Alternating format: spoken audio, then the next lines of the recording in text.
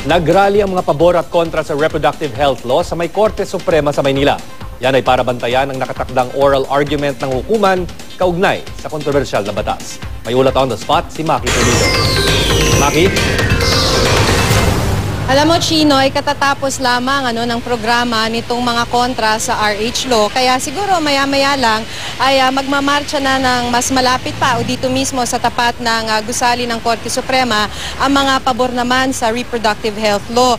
Kanina kasi nauna nang nakapwesto ang mga kontra sa RH Law. Kaya para hindi magkaroon ng banggaan sa pagitan nga ng mga kontra at pabor ay pumwesto itong mga pabor sa RH Law.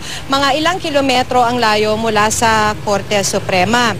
Lilipat na lang daw kasi itong mga pro-RH pagka umalis na itong mga kontra naman sa reproductive health law. Ang grupong kontra sa RH, sinasabing banal ang buhay kaya hindi dapat pigilan ang pagbubuntis. Karamihan sa kanila, sa mga nakita natin, ay mga estudyante ng mga Catholic schools. Ang mga pabor naman sa RH ay mula sa Purple Ribbon for RH movement. Itong mga pabor, ipinapaliwanag namang hindi ito tungkol sa pagpipigil ng pagbubuntis, kundi tungkol sa mga namamatay na babae dahil sa komplikasyon sa pagbubuntis at panganganak.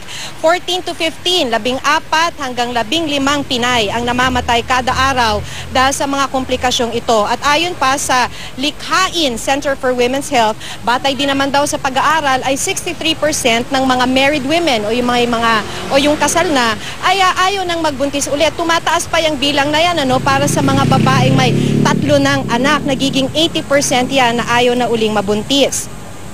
Sa Southeast Asia, ayon din daw sa pag-aaral, Pilipinas ang may pinakamataas na teen pregnancy. 5% yan ang pagtaas kada taon. Sa ngayon, tahimik nga yung pagsasagawa nila. Natapos na nga itong mga kontra sa RH, pero itong mga pabor sa RH law ay sinasabi nilang magdamagan sila dito kung hanggang anong oras aabutin itong oral arguments. Kung kakailanganin daw ay hanggang hating gabi. Chino?